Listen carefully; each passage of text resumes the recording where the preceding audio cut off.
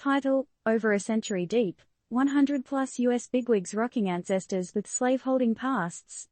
TLDR. No fibs here, peeps. It's all in the DNA and archives. More than 100 of Uncle Sam's current political honchos have roots running back to slaveholders. Is it surprising? Should it change our perspective of them? Only you can decide. You know that saying, the sins of the father are visited upon the children? Well, it seems the Ancestry.com trend has been serving some unexpected tea to our US leaders. A whooping number of over 100 current US political gurus have ancestral ties to folks who once held slaves.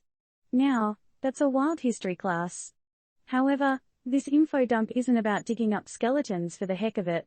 As we discuss social justice and systemic racism, isn't it crucial to know if our present leaders come from a lineage associated with those who once perpetuated the oppressive system?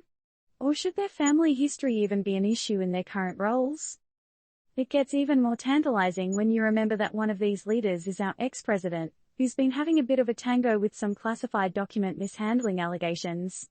He's been throwing around defense explanations like candy on Halloween. The experts, though, they're throwing some serious shade, saying these explanations wouldn't hold up in court. Well, except maybe in the court of public opinion, where jury duty comes with a free pass to bias and a side of popcorn. But let's take a moment to ponder. Should the past of one's ancestors affect their current position or the faith we put in them?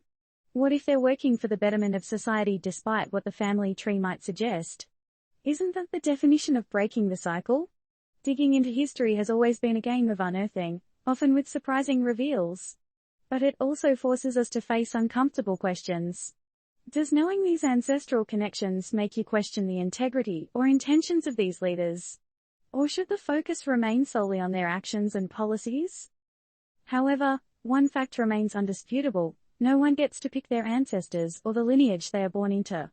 So, as the debate rages on, where do we draw the line between holding someone accountable for their family's past and focusing on their individual contribution to society? At the end of the day, these revelations might change the way some people see their leaders. Or they might not. It's a wildly personal interpretation game. In a world where actions speak louder than words, do these ancestral connections speak louder than their current contributions? And now, over to you. Does the history of these politicians' ancestors change your opinion of them, or is it all just a distracting background noise to the symphony of their political careers?